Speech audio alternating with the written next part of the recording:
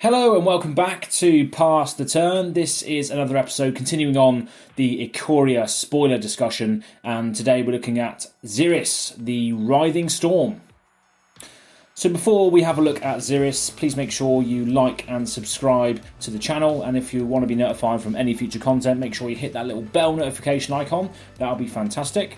And if you're looking to buy any cards, any geeky products at all, make sure you go and check out our UK-based Magic Madhouse. They do everything from MTG singles, MTG sealed product, board games, card games, Warhammer, and alternatively, Big Orbit Cards are a massive provider of singles for your favourite card games. Make sure you look at those affiliate links in the description box below.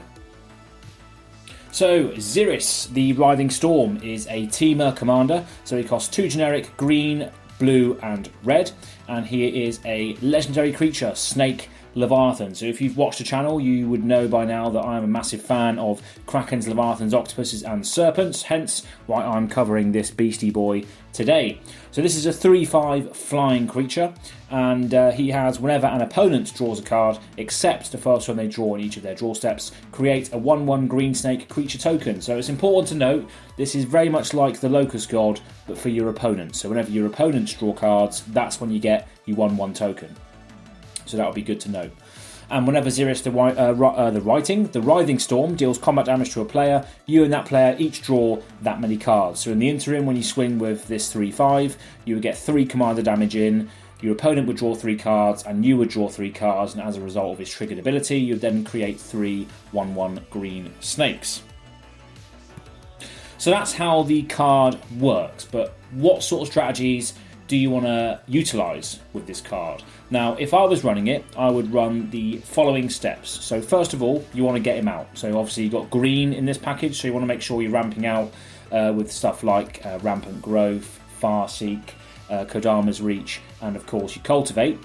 But also, the first tactic you want to utilise when the creature is actually out on the board is wheel effects. Now, wheel effects, like Magus of the Wheel, not only mess with your opponent's strategy, but then generate a load of tokens as a result. So if all of your opponents discarded their hand and then drew 7 cards, that's 21 green snakes that you would then create as a result of that wheel. So you want to be having as many wheel effects as possible in your deck to not only create a huge board state, but to also mess with your opponent's plans and create as much chaos and uncertainty as possible. This deck just literally wants to be a raging storm, or in this case a writhing storm, creating all sorts of problems for your opponents that they can't see through and they can't plan around while you're building a huge snake army. So you want to whack in there as many wheel effects as you possibly can. So as a result of all those wheel spells, you will get a load of tokens, so you can go wide. So every time your opponent draws a card, you get a 1/1 green snake. So with those snakes, you can potentially get 20 snakes a turn if you're wheeling constantly on your turn. You can get loads and loads and loads and loads of snakes, and that's going to give you the ability to go wide with these tokens. And ultimately, that's what you're going to do for your win con, or at least that's what I would do if I built this deck. And I might even build this deck because a lot of the Locust God cards will be able to fit in here to a certain extent. And I've got a lot of good green cards that will also go into this category as well. So going wide with tokens, because you access the green part of the colour pie, you're going to have access to Doubling Season, Primal Vigour and Parallel Lives. So that is going to immediately double your token presence, which is absolutely outrageous in a deck that's going to create 20 tokens a turn. Yeah, that's probably going to be one of the main win cons, is going wide. But by doing that, you're going to want big green pump spells. And this is something that you can't do in the Locust God. You can't give it big green pump spells. It only is it. So big green pump spells include the likes of Overwhelming Stampede. You've got Overrun, you've got Biomass Mutation, you've got also artifacts like Coat of Arms, which will give all your snakes +1/+1 for each other snake in play, which includes your commander as well, which is also really, really good to note.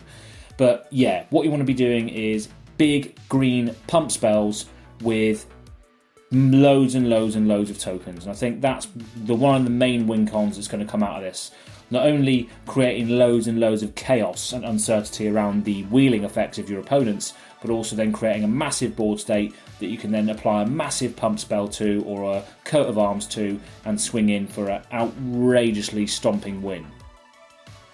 So another good thing about this deck as well is that it forces card draw. Wheels will force card draw, and that in turn will force action, because your opponents don't know what cards they're going to have in their hand from one turn to the next. So they're going to feel obliged to make bad decisions and cast spells that they know are not going to be in their hands next turn. So again, I think that chaos element really factors in to this deck, and I think that's why the wheel side of it should be utilised to its maximum capabilities. So the main 3 points of this deck are chaos and wheeling, and in turn that will lead to a huge board state. And then when you have that big board state, you want to cast a big pump spell or a massive anthem spell to close out the game. So that's the 3 steps that I would build if I was building Xyris The Writhing Storm. And I probably will build it at some point. I mean, a lot of the Locust God cards, as I said, they will fit into this deck strategy with regards to the wheels and the card draw, but also the green splash will make a big difference with regards to how this deck can win and how it can ramp as well, because it is a 5-cost commander, but when you've got access to green, it does make a large difference. You don't have to waste a lot of slots on artifact ramp when you can just chuck in your ramp spells. So again, it will be quite a good deck to build, and it also could be taken in the direction of group hug style decks as well, where you actually just give your opponents cards for the sake of political advantage. You could be like, right, I'm going to make you draw X cards with no downside, just make sure you don't attack me, and I'm going to create some snakes, and at the end of the day, that's good for everyone.